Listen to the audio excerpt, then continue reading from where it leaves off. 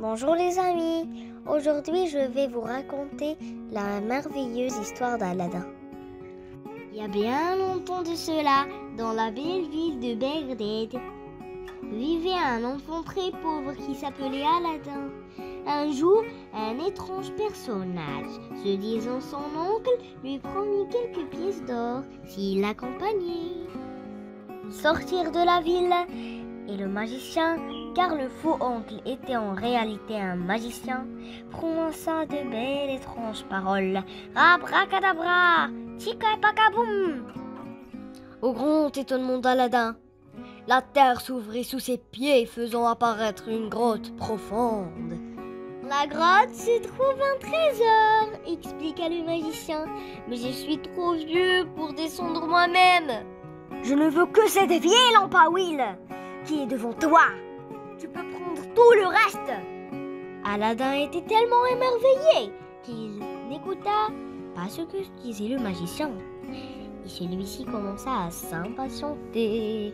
Alors, donne-moi la lampe ou je t'enferme dans cette grotte, dit-il furieux. Voyant qu'Aladin ne remontait pas, il prononça les paroles magiques et la grotte se referma. Allons, chère grotte, referme-toi. Aladin se retrouva dans l'obscurité. Il prit la vieille lampe à huile et essaya de l'allumer. Gigantesque génie, jaillit alors de la lampe. Demande-moi tout ce que tu veux, mon maître, et je t'obéirai. Aladin lui demanda des richesses et un palais. Il ne pas plutôt exprimer ce désir qu'il se retrouva dans un palais fastueux.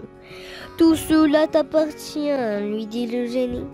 Aladin devint un jeune homme immensément riche. Il était amoureux de la fille du sultan et il décida d'aller demander sa main à son père. Il se présenta au palais du sultan précédé par un riche cortège d'esclaves chargés d'or et de pièces précieuses. Je viens vous demander la main de votre fille et je vous prie d'accepter ces humbles présents. Le sultan, émerveillé par tant de richesses, fit célébrer aussitôt un splendide mariage.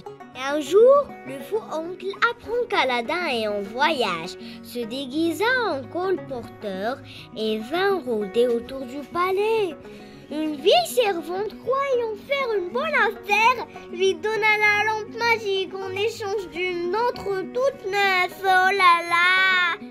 Oh là là, les amis, il va l'utiliser contre Aladin. Lorsqu'Aladin revint de voyage, le palais avait disparu.